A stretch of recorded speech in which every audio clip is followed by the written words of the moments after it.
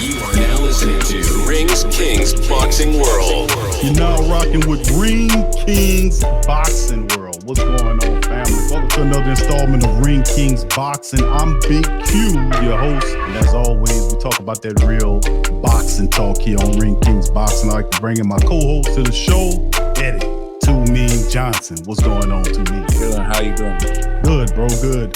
In this episode, my friend, we're going to be recapping several stories going on in this episode of Ring Kings, this Thanksgiving episode of Ring Kings Boxing. We got a few things we're going to cover with you. Mike Tyson and Roy Jones fire off this weekend. We're going to preview that thing for you in this episode of Ring Kings Boxing. Also, Saturday, another fight overseas that's really good in terms of the heavyweights. Daniel Dubois and Joe Joyce is on for, this is a series, 2 top 15 heavyweights. A win will propel one of these gentlemen into the top 10. And Daniel Dubois, if you don't know who he is, and Joe Joyce, these some serious heavyweights, man. It's on that matter of time before both of these guys ends up in the top 10. This is a really good fight for heavyweights. And of course, another news item will cover Triple G's latest sparring with his situation is set. And of course, we'll cover Deontay Wilder news on the back end. It's always something. But we're going to dig into the latest nonsense on Deontay Wilder, including Jay Diaz, who we pinpointed when we first started talking about the whole scenario about Deontay firing Mark Breland. And it's really Jay Diaz who you needed to be looking at. We called this. We're going to go over it more toward the back end of the show. But at first and foremost, we're going to start off with the preview. Mike Tyson versus Roy Jones. $50 to watch it. According to the information, Jones and Tyson will be fighting it out in an exhibition match. Jones versus Tyson is the 8-round exhibition fight. It will make it difficult for boxing fans to not want to purchase it. In other words, it'll be a sparring match, but it is interesting to see one of the boxing's greatest, Mike and Roy Jones, try to recapture glimpses of their great boxing paths. And the undercard has been emphasized rarely, but they have some pretty interesting fights. YouTuber Jake Paul versus former NBA player Nate Robinson in a 6-round fight. Badu Jack versus Blake McKernan, 8 rounds. This fight, a mismatch involving former 2-division world champion Jack, who's 33-3 with 13 knockouts, versus 33-year-old McKernan, who's 13-0 with 6 knockouts, who's never fought a world-class fight before. It's unclear whether they found McKernan to use him as an opponent for the 37-year-old Jack. It's just the guy's a cab driver. That's what this McKernan character is, to simply put. And of course, Vidal Ryler versus Rashard Coulter. So nothing really interesting on the undercard. What's interesting about this exhibition, to me, is a lot of people are looking to see what Mike Tyson, who looks to be in fantastic condition. Roy Jones, hands still look quick as ever. And these two guys in an 8-round situation going at each other. Now, to me, Tyson, man, listen, he looks mean, bro. He looks super aggressive. Roy Jones' hands look quick. Seriously, bro. I mean, I'm kind of leaning on Tyson with this one, bro. I don't know if Roy could stay out of the way of Tyson's power, bro. And if Roy takes a shot from Mike, how does that look? I'm leaning toward Mike Tyson on this one in a stoppage. To me, what's your call? Of course, if Tyson hit him, definitely going to put him out. I think Roy knows that. So, you know what I'm saying, he's going to make sure he don't get hit. You know what I'm saying? If he do get hit, it's not going to be a flush shot. He's going to roll with it. He's going to have to. He got to be on his A game that night. If not, he would definitely get knocked out. And like I said before, that first round, he got to hit Tyson with something, like let him know, look, you're going to respect me, and there ain't going to be no easy-ass win. You ain't going to just walk through me. Anytime you come with something, I'm going to hit your ass with something you're going to feel. Let you know you in a fight. If you don't do that, Tyson going to walk right through him, man. Yeah, we can't. But that's the thing, too. Does Roy have enough power left to be able to give Tyson a warning shot, as opposed to a hard hit like that might piss him off where he see blood? Yeah, well, the speed he got, he can hit him with something Tyson don't see coming. Mm-hmm. You know what I'm saying? Keep in mind, Tyson ain't been in a fight in a long time in the ring against a guy with speed like him. And a lot of people don't understand that the middleweights, you know what I'm saying, like Roy, they got the speed of the lighter weights, but they got power like them heavyweights, man. If you ever get hit by a fucking middleweight, they punch just as hard as them goddamn heavyweights do. And people don't know that. Or people ain't never boxed before don't know that. But I'm telling you, just like Gervonta Davis knocking out welterweights. He just was a lightweight. You know what I'm saying? Right. Yeah, I tested his power. He almost took that Santa Cruz fucking head off in that fight. When you look at that uppercut he hit him with, man, Yeah. you know, he almost looked like he snapped his goddamn neck in the ring. How hard he hit him. Yeah, he was sparring with welterweights, knocking them out, even like light heavies and shit. Yeah. So like I say, man, somebody, you know what I'm saying, get hit with the right punch they don't see coming. That shit could change the whole fight up. But we'll see. You know what I'm saying? And I doubt if Roy's scared, because I don't think Roy's scared of no man and shit. No, I gotta agree with you on that. I don't think Roy's scared either, too, man. And I think it's gonna be interesting to see how it all shakes and folds, man. But you got a 54-year-old Mike Tyson versus a 51-year-old Roy Jones. And last time Roy fought was back in 2018. Tyson a lot longer. So we'll see if that happens or how that affects the fight. But Tyson looks in great shape. Roy looks good too, and we'll find out who wins in this exhibition fight on this upcoming Saturday at 9 o'clock Eastern time, which is 8 Central our time. All right, let's move on to the next fight that's going down on Saturday as well. Daniel Dubois and Joe Joyce. Who wins the fight? Now, fight fans have been waiting for a long time for this great fight of two really serious future top 10 heavyweights. This Saturday night was so much more at stake than the collection of belts that will be on the line. Those truly fascinating battle will come down to both men absolutely chomping at the bit. As somewhat tired, but in this case, fitting says goes. Both men have nothing left the chance in training. Joyce, the older man, 35 years old. He's in fantastic shape, very strong. Dubois, the favorite to win. You know, step foot in the ring, and anything other than superb condition, fitness, and stamina should not be lacking in either of the men in this one. And this fight will come down to who can take the most of it, chin for chin. Both of them have very strong chins. They both are people that can really lay the power punches in. Dubois is tough. You're looking at a guy like Joe Joyce. He had 11 fights with 10 knockouts. And you look at Dubois, he's 15 and over 14 knockouts. These are two big, brutish heavyweights that, man, what can I tell you? This will be a good fight. These are potential guys we know that eventually will make it inside the top 10 in the heavyweight class. They both don't like each other. Let me just keep it real with you. They both really don't like each other. And this will be an interesting fight. Now, most people don't pay attention to the British fights unless it's with belts. But these two guys, Joe Joyce and Daniel Dubois, we've been watching these guys for a while. To me, you've been watching Joyce and Dubois. Dubois is a beast, man. So is Joe Joyce. Very serious heavyweight fight. Who wins this? I think whoever be the smartest. You know what I'm saying? They don't like each other. They can't go in there and not use their head because, you know what I'm saying, they go in there off of emotion instead of intelligence. You know what I'm saying? That's going to lose. They're going to lose it. Whoever, you know what I'm saying, like I say, whoever is not smart in there and set the knockout up, set it up right, you know what I'm saying, by being smart, that's who's going to win it. You know what I'm saying? If they don't do that, then, like I say, you know what I'm saying, somebody going to get knocked out. Well, like I said, you just got to be smart in there, period. You can't just go in there because you don't like to do and just go in there just looking to bang them out of there real quick. You got to be smart about it, especially in the heavyweights because, you know, that one punch all it takes is one punch, man. So I think whoever's smarter and set the knockout up intelligently, man, that's who's going to win that one. Yeah, and a lot of people think that if it goes the distance, it'll be Joe Joyce's because they're not known, Dubois, to go into deep waters. But stamina and issues is not issue with Dubois. He's in top-notch shape. Both of these guys are. But you look at a guy like Joe Joyce, he's 35 years of age. He's a little bit more seasoned than the younger 23-year-old Dubois.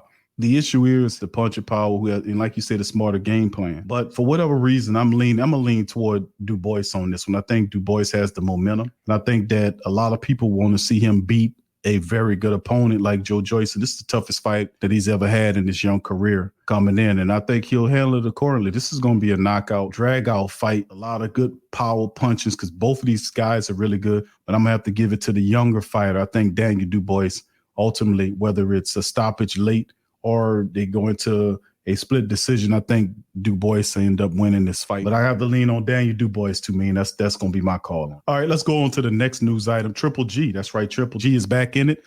He has an upcoming fight that's set for December the 18th. It's right before Canelo Alvarez's fight, by the way. Triple G, Camille Serenmeta. Hope I'm Cinzeronetta. I hope I'm pronouncing that correctly. Triple G finally has a date set for his mandatory middleweight title defense against Kamil Serrameta. According to Matchroom Boxing, Golovkin's co-promoter, they're saying they announced the fight Friday that Golovkin and Serrameta have been scheduled for December the 18th, delaying added Golovkin fight versus Serrameta to its streaming schedule for a few months. But the 30-year-old Golovkin now knows when he'll make a mandatory defense of the IBF middleweight title he regained by edging Sergey Derenchenko back in October of 2019 in Madison Square Garden. Now, Serrameta is IBF's third-ranked challenger for Golovkin's championship. And then, of course, 31-year-old Serrameta is leading available contender for Golovkin's mandatory defense because the two top spots in the IBF's 160-pound ratings are vacant. Now, while undefeated, Serrameta, 21-0 with 5 knockouts, is widely viewed as a huge underdog against even this age version of the hard-hitting Golovkin's 40-1 with 35 knockouts. Golovkin returned to the ring was delayed longer than he would have preferred, yet the lengthy layoff at least enabled knockout artists to rest and fully recover from the battle he had with Derenchenko. Golovkin defeated Derenchenko by unanimous decision in an extremely entertaining slugfest, was deemed as the fight of the year in 2019. But his low-profile fight with Serrameta will be Golovkin's third appearance since he signed a 6-fight contract with DAZN in March of last year. Golovkin knocked out Toronto's Stephen Rose, who was 21-1 with 11 knockouts in the 4th round of DAZN's debut back in June of 2019. And Golovkin's deal with DAZN reportedly will pay him in excess of $100 million altogether. He had hoped to face middleweight rival Canelo Alvarez for a third time by now, but the Mexican superstar wasn't willing to fight Golovkin late last year. Alvarez refusal to fight him led Golovkin to battle with Derenchenko for the vacant IBF 160-pound title that was stripped from Alvarez for his team's failure to strike a deal with Derenchenko. And of course, who was the mandatory challenger for Alvarez's IBF belt. Now, Alvarez, who beat Golovkin by majority decision in their 12-round rematch 2 years ago, eventually changed his mind and was willing to partake in a third fight against Golovkin earlier this year. By then, however, Golovkin already was contractually committed to defending his title against Serrameta. Now, the 30-year-old Alvarez returned to the zone after legal battle with the streaming service, and the former promoter Golden Boy could lead this third fight versus Golovkin finally together in 2021. Now, Alvarez 53-1-2 with 36 knockouts will square off against England's Callum Smith, 27-0 with 19 knockouts for Smith's WBA Super World 168-pound championship in his next fight, which is December the 19th in the Alamo Dome. So you can see Triple G and his people lining up to fight for Golovkin the day before Canelo Alvarez, kind of stealing a little bit of his thunder in the fight. To me, what do you think about Triple G taking on Serrameta on December the 18th? What do you think about Golovkin's chances against this guy? I've never heard of him. Quite sure it's somebody they know for sure he gonna beat because he ain't taking no risks. You know what I'm saying? He ain't Charlos, huh? Don't want to fuck with Charlo. You know what I'm saying? And he dodged Andre Ward, but they try to put him in there with the greats, middleweights. And the great middleweights, they ain't never avoid nobody. They fought all comers. So how the fuck they gonna compare him to goddamn Marvin Hagler and Sugar Ray Leonard and all them at the middleweight? Because he defended against dudes that was no risk to him. That they knew he was gonna beat. But the ones they know, you know what I'm saying? Like you say, the ones that everybody want to see, Demetrius Andres, you know what I'm saying? Jamel Charlo. You know what I'm saying? He keep avoiding them. I don't respect him. You know what I'm saying? I don't respect Triple G, man. He looking for a payday to me. That's the bottom line. And anything dealing with a name like Charlo, he's not going to look at. Even Demetrius Andrade, he's not going to look at those guys. Those guys are dangerous, and those guys could beat him. He knows that. His team, his promoters, and his trainers and his handlers know that. He knows that. That's why he often, more times than not, tends to go in the opposite direction. So, I mean, we sooner or later, he will have to meet one of them hungry lions down the road. Sooner or later, to me. He's been running, trying to get that payday with Alvarez. That's what he's looking for. But sooner or later, he's going to meet it. He's 38 years old. It's quite obvious to me what he's trying to do. They're trying to line him up for a super fight with Alvarez for one more time so he can get that payday, and I wouldn't be surprised after that fight he retires. So, I mean, this is just one of those situations. He doesn't want a hungry lion. He doesn't want him. And they need to stop mentioning his name when it's talking about the great middleweight. They need to stop mentioning his name. You know what I'm saying?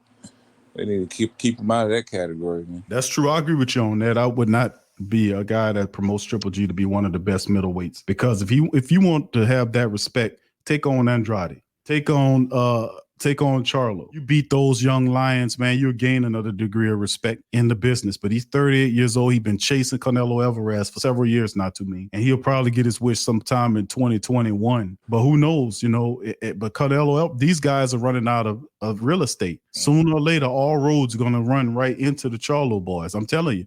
To a hungry lion, and they do their best to kind of run away from those guys. They jump classes and everything, man. Move around, shake around to avoid it. Sooner or later, all roads gonna come back to a hungry lion. So he might be looking for a guy that might be a bum, and the guy might plaster his ass. You never know. Just like what happened with Tyson Fury cheating ass when he fought that other guy, and that guy hit him and gashed the piss out of him, and the ring doctor still let him fight when he was bleeding like a stuck pig. So, I mean, speaking of stuck pigs, let's move into Deontay Wilder's and Tyson Fury. Conversation still going on. New YouTube videos are surfacing. Hot button topics right now is the Deontay Wilder, what he's been saying. And of course, Wilder said you can see me back in the ring sometime in the first week of January. The latest is early February, according to what we've been getting here. A boxing insider is delivering this. Wilder has been both uncharacteristically quiet outside of the ring and inactive outside of it. He says the former WBC heavyweight title holder was seen inside a boxing ring earlier this year, February, unlike the vast majority of his career, which he was able to produce an eye-catching knockout while to find himself on the wrong end of one. With a worldwide panic slowing down his comeback process, as well as a legal battle with Fury to enforce what he believes is a mandated third fight, Wilder has stood the sidelines. What is being said, he doesn't plan on staying much longer. He says, you can see me back in the ring sometimes in the first week of January, according to Wilder, when he told Brad Custer on the Last Custer podcast. The latest early February, we're looking through some opponents right now. We're not going to sit around and wait on no coward that has an obligation to fulfill but ran away from it. We got to get back in the ring. I have a lot of fans that's looking forward to me stepping back in the ring and doing what I do best. First of all, you don't need to worry about the fans doing what you're doing. You need to, and seeing this, what I see a lot of these guys' heads stuck in the clouds. You worrying about the fans. No, you got the right to wrong. I got a lot of questions about Deontay Wilder's mental ability. I really do.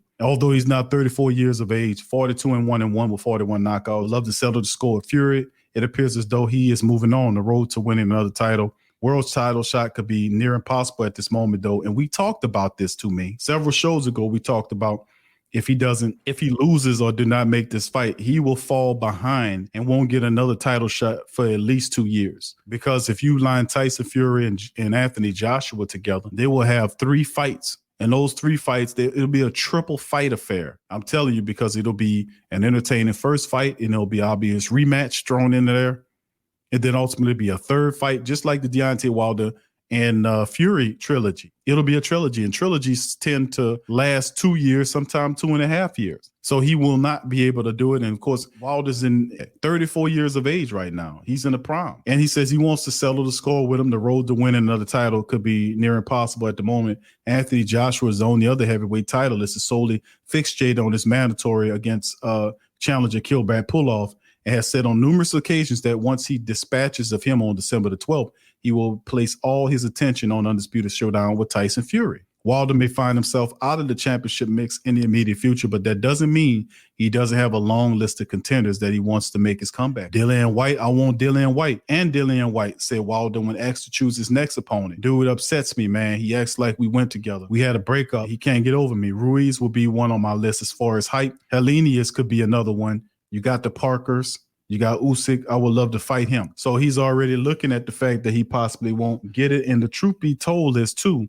on Tyson Fury is that they're finalizing a deal, supposed to be finalizing a deal with Carlos Takam. This will be another interesting spin in the whole development of what's going on with Deontay Wilder. Now, let's go into the latest internet YouTube sensation about what's going on with J. Diaz. In a video recently, a lot of people probably seen it. J. Diaz was reaching for it and had a rag, and there's some water spilled on the mat right near the corner where Deontay Wilder is. J. Diaz takes a white rag, starts to clean up the water that was spilt, and a white bag of powder comes from up under the towel, and he swiftly grabs it and takes it off the mat. Now, a lot of people are looking at J. Diaz, and when this all jumped off, it was common sense. We were calling it straight off the jump. You go back and listen to the show. We were calling it. We said that Breland, who Deontay Wilder fired twice to me, he fired Breland twice. He fired him after the fight, then rehired him, and then fired him again and said that he was disloyal, called him disloyal. And he said that he was the one that threw the towel in, a disloyal trainer. He also said that he handled the water and all that. And I felt and I thought that was real. Something was wrong with that. And at the time, I said that the guy that helped Deontay Wilder, hurt Deontay Wilder, could not be Breland. Breland saved his life. It wasn't Jay Diaz who threw the towel in. Jay Diaz would have let you die out there. Breland saved you. And what about Jay Diaz? Let's look at Jay Diaz. If this was a murder mystery and Jay Diaz with the butler, well, guess what? The fucking butler done it. Because Jay Diaz was film that we seen captured from that same fight, which showed Jay Diaz was giving Deontay Wilder water straight from a plastic bottle. It wasn't Breland alone, because Breland could have been giving him water, but Jay Diaz was also giving him water in the fight. We pull that footage up. We also, after that, add that to the footage of the glove wrapping that was going on before the second fight. Jay Diaz was in Tyson Fury's locker room watching Tyson Fury get his hands wrapped and then his gloves taped on his hands. So if anything was in his gloves, it would have been put in it at that time. And he claims that he was drugged, and he could very well be. But where are the results of the piss test that they usually get, or the blood test they take from you after the fight? To me, where is that at? And of course, there are reports that's coming out saying that he's supposed to sue the WB, all this kind of nonsensical bullshit. So at the end of the day, he fires Breland, calls him disloyal, but upholds Jay Diaz. Makes no sense to me. Jay Diaz was caught. I seen the footage of him giving Deontay Wilder in that water in that second fight. Also seen Jay Diaz in the camp, in Tyson Fury's camp, watching him get his gloves wrapped. And if anything was put in those gloves, Jay Diaz was a party to it. He watched him do it. And then the third thing was this mysterious powder that was in a bag, a white powder and a substance in a bag that was swiftly pulled out off the mat by Jay Diaz. It dropped out from under the towel. And he swiftly hurried it and pulled it up. Jay Diaz strikes me as a snake. I think he's really the one that's probably running this misdirection in the camp to force it, to throw it at Breland, to make it seem like he's the one. But this just show you how stupid most of the members of Deontay Wilder camp is. Like the little dude that's supposed to be the bodyguard. I mean, these guys are fucking yes men, man. They probably don't have two brain cells to rub together, because anybody with a brain can look and see that Jay Diaz is the culprit if anybody is disloyal in the Deontay Wilder camp. What are your thoughts on that? Yeah, I agree with you. You know what I'm saying? Like I said, you got to get his facts straight, present the facts, man. You know what I'm saying? Like I say, Mark Breland saved his life, but he fires him. And twice. Yeah, you know what I'm saying? I put it on the black guy. I said, white folks don't do that shit. Come on, man. Get your facts straight. You know what I'm saying? Then they talking about they're gonna launch an investigation. You know what I'm saying? All them motherfuckers are corrupt. You think they gonna tell on themselves, man? Hell no, man. That shit, they just fucking. Yeah, I think you know what I'm saying? I think he holding back a lot of shit too, man. I think Deontay Wilder's holding some stuff back. And you need to let loose. And don't be afraid, man. You know what I'm saying? So nobody else had to go through that shit no more. Put a stop to that. And I don't think he lost the fight because of all the shit that happened. You know what I'm saying? With the cheating and shit that Tyson Fury was doing. So they need to take that loss off his record like they did fucking Lomachenko. You know what I'm saying? But you know what I'm saying? But to truthfully do it for Deontay Wilder, because Tyson Fury was cheating. You know what I'm saying? They should take fucking his belt and give it back to him, because, like I say, Tyson Fury was cheating. You know what I'm saying? I don't give him. He shouldn't get no credit for that. He shouldn't get credit for that win, man. Or all this shit that's out, proving that he was cheating and shit, and all that shit that was going on with the Jake the Snake. You know what I'm saying? Him with the powder, whatever was in that shit, putting it in his water or whatever. He's watching his hands get wrapped at Tyson Fury's camp. All that shit that's out, man. I'm come on, man. You know, like I say, if the shoe was on the other foot and Deontay Wilder won the belt from Tyson Fury doing that same shit, they would have took that fucking belt back and gave it back to him. and the win would have been, you know what I'm saying, it would have been a no contest. But you know what I'm saying, he wouldn't have no loss on his fucking record, man. That's some bullshit. Yeah, I got to agree with you on that too, man. You're absolutely right, man. It's pathetic, man, to be honest with you. You know, you look at it and this whole affair, Deontay Wilder's gonna get squeezed out of this deal. Tyson Fury is already picking his next opponent.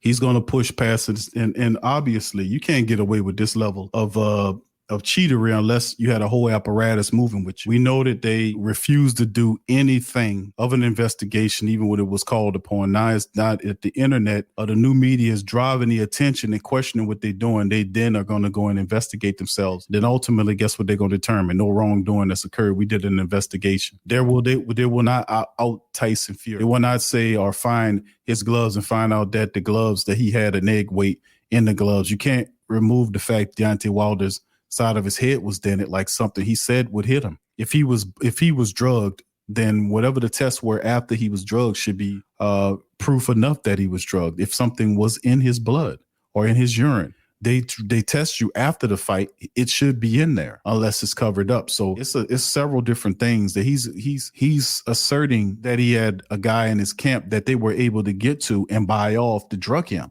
That's major. He's telling me that Mark Breland betrayed him. And basically, he's calling him a double agent. That's pretty much what he called him, Breland. He's saying that he was working for the other team. That's why he threw the towel in. And it felt like I was drugging. He handled the water. But he wasn't the only one that handled the water. Breland that handled the water alone. Diaz also gave Deontay Wilder water during that second fight. Diaz was the one that had the strange substance that he tried to hide and swoop away off the mat. Diaz was the one that watched Tyson Fury get his gloves wrapped. So if anything was put in the gloves, Diaz was there every time. And I promise you, it was Jake the Snake Diaz, as you call him, that's responsible for running misdirection in the camp to throw the blame at Breland. I promise you it's him, because if it wasn't him, who else is in there? Definitely got a dirty house.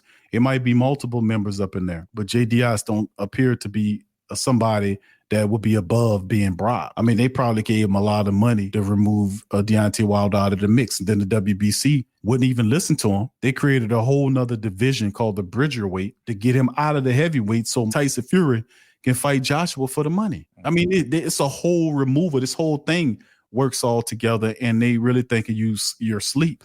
And that they have the media that's not going to cover it, but they don't control the new media. And that's why they're forced to do this investigation. So you can't tell me what we doing ain't making an impact. So go ahead, 2 Mean. We're going to finish out on that point, bro. You add to it before we head out. Yeah, I was, you know what I'm saying, Wilder need to ask himself a question. He said he felt like a metal object in Tyson Fury's glove, right? Right. And he's like, disloyal Mark Breland threw the towel in. If you get hit with fucking metal object and you have a reaction like that, you know what I'm saying, that your trainer never really seen you in. And he was like, man, he looked at you and like, come on, man, this shit gotta be stayed. He saved your fucking life, man. You know what I'm saying? That's the bottom line. He saved your fucking life. And you see, like I say, you seen the footage of the fucking gloves and all that shit flapping all over the damn place. And I know he felt it when he, you know what I'm saying, when you boxing for as many years as he's been boxing, when somebody hit you with some fucking gloves without the padding in it, you don't know right away. If they're like, hold up, something ain't right with this shit. Right off from the jump, you would have known that shit. And why he didn't get on the referee then and say, check his gloves, check his gloves? Yeah, you know what I'm saying? Like, all of them had something to do with that shit, though. The referee, all of them, because I know they supposed to check the fucking gloves. The referee did check his glove. If you look at the fight, I watched it, Eddie. The referee grabbed his glove and felt both his gloves and still let him fight. Yeah, I was like, man, you know what I'm saying? There's a lot of covering up. You need to clean the sport up like Mayweather was saying, man. Random blood and urine tests during the training camp. And you know what I'm saying? And you have a manager go over there and examine the fucking glove like they're supposed to. Like somebody from, you know what I'm saying? You got to have loyal people in your camp, man. And, you know what I'm saying? Knowing the business and knowing what goes on, the corruptness and shit that goes on in boxing. They know that shit, so they have an eye out for that shit. Right. I agree, bro. I mean, it's boxing is filthy dirt. There's no governing agencies to check out what these organizations do, and they just as corrupt as hell. They make their own rules and they investigate themselves. Of course, there'll be mass corruption because most of these people are in terribly corrupt structure. You know, it really is, even from its onset, and they're trying to pretend like it doesn't exist. But they don't control the narrative anymore. You know, the new media does. That's why we hit home. But I'd like to thank everybody for joining us for this episode of Ring Kings Boxing. Much love to all you guys. Thank y'all for joining us. And as always, please hit the like button. Hit the subscribe button if you're not a subscriber. Join Ring Kings Boxing, the realest talk on fight news, man. We keep it real, deal, Holyfield here. We talk that real. We talk unlike a lot of people do. You know, that's caught up in the fight game. We tell it like it is. So I'd like to thank all y'all for joining us today. Like I said, subscribe, like, and share Ring Kings Boxing. I'm Big Q. Co-host is Too Mean. Thank y'all for joining us tonight. Peace. Subscribe now and make Ring Kings Boxing your source for all the latest fight news.